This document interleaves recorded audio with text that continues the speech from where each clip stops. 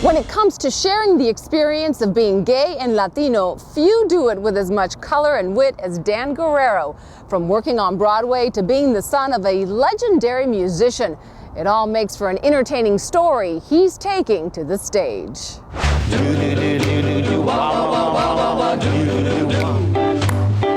East LA, mid-1950s. We like Ike. Ese. None of my friends in school are Mexican, except one, Charles, a real one. He's born in Mexico City. It's the journey of accepting being a Chicano, learning to love my culture, accepting being a gay man.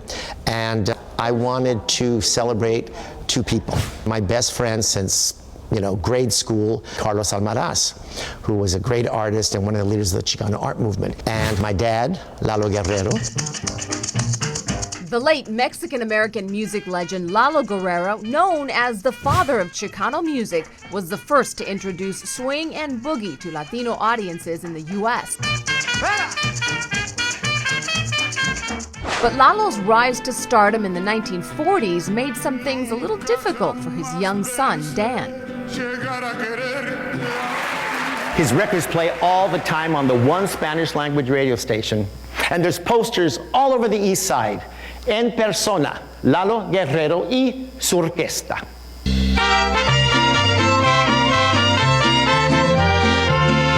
Voy a rendir homenaje a la canción mexicana. Ay, ay, ay. I can't stand that music. It's so tacky. I am not into Mexican music in my teens, and Dad's growing celebrity is embarrassing. I'm searching for my own identity, and mine starts to get all mixed up in his. For Dan, coming to grips with his sexual identity was complicated even more by bullying. There's one particular scene in my show where, in fact, Carlos and I, my junior high school drama teacher, took us to see the movie musical Oklahoma at the Egyptian. Curtains opening. Wow. Huge screen. Gordon McRae riding horseback. Oh, what a beautiful morning. Your whole life has changed, and that's what happened to me. So we leave the movie theater, and I'm just, on a natural high. We're the last ones back on the school bus. I get on first. Maricón! Hey, queer!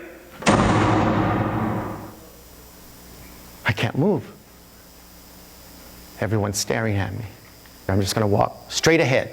Charles sits next to me. Back to East LA.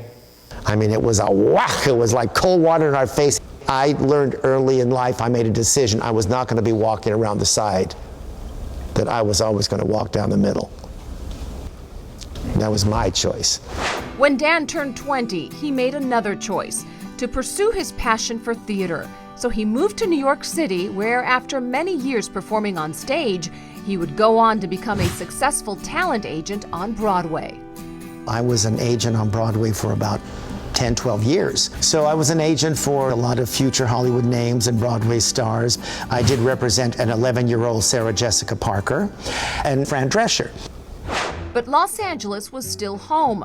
And with the Chicano movement pushing ahead in the 70s, Dan felt a need to return, getting involved in causes helping the Latino community. He even used his experience in entertainment to help open doors for Latinos in Hollywood. Today, he's still making an impact with his one-man show. When people come to see Gaytino, the first thing is I want them to be entertained and to be educated.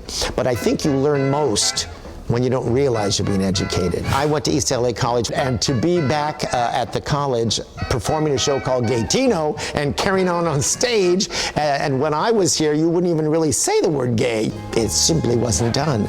But that's why it's important to tell those stories, to remind young people of our history. Hasta luego. Ya los guachos. Good night.